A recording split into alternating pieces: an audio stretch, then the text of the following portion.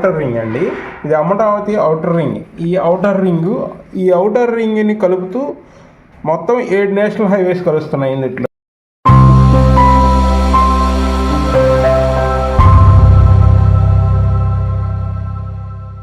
ఇది outer ring అండి. ఇది అమరావతి ఔటర్ రింగ్. ఈ ఔటర్ రింగ్ని కలుపుతూ మొత్తం 7 నేషనల్ హైవేస్ కలుస్తున్నాయి ఇందులో. ఈ 7 నేషనల్ హైవేవి ఏమేమి కలుస్తాయి ఏంటి అనేది వివరిస్తాం మేము మీకు.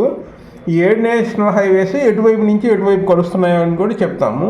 దాని డీటెయిల్స్ కొంచెం వివరంగా చెప్తాము. ఆల్రెడీ మనకి ఎగ్జిస్టింగ్ హైవేస్ ఉన్నాయి కలిసాయి. ఇప్పుడు NH-16 ఉందండి. ఈ NH-16 Chennai to Calcutta highway. ఇది దాదాపు రాజధాని పక్క నుంచే వెళ్ళిపోతుంది. అంటే కాజా దగ్గర నుంచి, తాడేపల్లిలో నుంచి, రాజధానిలో నుంచే ఇట్లా గన్నవరం మీదుగా ఇలా వైజాగ్ వెళ్ళే హైవే. ఇది NH-16. ఇది ఆల్రెడీ ఎగ్జిస్టింగ్ హైవే. నెంబర్ 2 ఇంకో 65 NH-65 వచ్చేసి ఇక్కడ బందర్ ఫోర్ట్ నుంచి బందర్ నుంచి ఇలా విజయవాడ వచ్చేసి విజయవాడ మీదుగా ఇలా హైవే ఇలా వెళ్ళిపోతుంది. ఇటు నందిగామ, కంచెంచర్ల మీదుగా హైదరాబాద్ హైవే. ఇది హైదరాబాద్ హైవే అనమాట. ఇది 2 ఎగ్జిస్టింగ్ హైవేస్ మెయిన్. ఇంకోటి 3వ ఎగ్జిస్టింగ్ హైవే కూడా ఉంది. ఈ 3వ ఎగ్జిస్టింగ్ హైవే వచ్చేసి ఇక్కడ ఇబ్రహీంపట్నం ఉంది కదా, ఇబ్రహీంపట్నం నుంచి ఇలా కొత్తగూడెం మీద భద్రాచలం, జగదల్పూర్ దాకా ఛత్తీస్గఢ్ కలిపిద్ది. ఇది 3వ హైవే. ఈ 3 ఆల్రెడీ ఎగ్జిస్టింగ్ హైవేస్. ఇంకా కొత్తవి ఈ జగదల్పూర్ ఛత్తీస్గఢ్ వెళ్ళే హైవే నెంబరు 30. ఇది ఆల్రెడీ కొత్తగూడెం మీదుగా ఛత్తీస్గఢ్లోకి వెళ్ళిపోతుంది, జగదల్పూర్ వరకు వెళ్ళిపోతుంది. ఇది 30 నెంబర్. 544G అండి. ఇది బెంగళూరు నుంచి విజయవాడకు హైవే. ఈ హైవే వచ్చేసి బెంగళూరు నుంచి ఇక్కడ వచ్చేసి NH-16 కలుస్తుంది. ఈ 16 కలిసి ఇక్కడ ఔటర్ రింగ్ అటాక్ అవుతుంది. ఈ ఔటర్ రింగ్ నుంచి ఇటు లోపలికి వస్తుంది విజయవాడ వెళ్ళే హైవే. ఇది ఒక హైవే. ఇది NH-544G అండి. దాని తర్వాత NH-544D అనేది ఇది వచ్చేసి అనంతపూర్ నుంచి వస్తుంది. అనంతపూర్ నుంచి వచ్చి డైరెక్ట్గా ఇక్కడ అమరావతిలోకి, రాజధానిలోకి అనంతపూర్ అమరావతి హైవే అనమాట. ఇది కూడా ఔటర్ రింగ్ కనెక్షన్ చేసుకుంటూ వెళ్ళిపోతుంది అమరావతిలోకి. ఇది ఒక హైవే.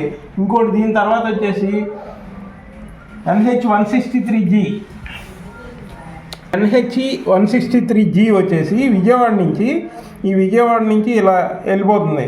ఈ విజయవాడ నుంచి జక్కంపూడి మీదుగా ఇలా ముందుకెళ్తే ఇలా మైలవరం దగ్గర నుంచి ఔటర్ నుంచి ఇలా ఖమ్మం నుంచి నాగపూర్ వరకు గ్రీన్ఫీల్డ్ హైవే. ఇది మొత్తం గ్రీన్ఫీల్డ్ హైవే. ఇది గ్రీన్ఫీల్డ్ హైవే. ఇటు విజయవాడ నుంచి బెంగళూరు వెళ్ళేది గ్రీన్ఫీల్డ్ హైవే. అనంతపూర్ నుంచి వచ్చేది ఇంకో హైవే. ఇది కాకుండా ఇది ఇంకో హైవే కూడా ఉంది, NH-163EG అనమాట. ఇది కూడా పేరిచెర్ల, కొండమేడి నుంచి ఇటు పేరిచెర్ల వైపు వస్తుంది. ఇది 7వ. ఇవన్నీ గ్రీన్ఫీల్డ్ హైవేలు, కొత్తగా వచ్చేవన్నీ గ్రీన్ఫీల్డ్ హైవేలు. ఇవి కూడా కలిస్తే మొత్తం ఈ చుట్టూ 7 హైవేలు కలుస్తాయి ఔటర్ రింగ్కి.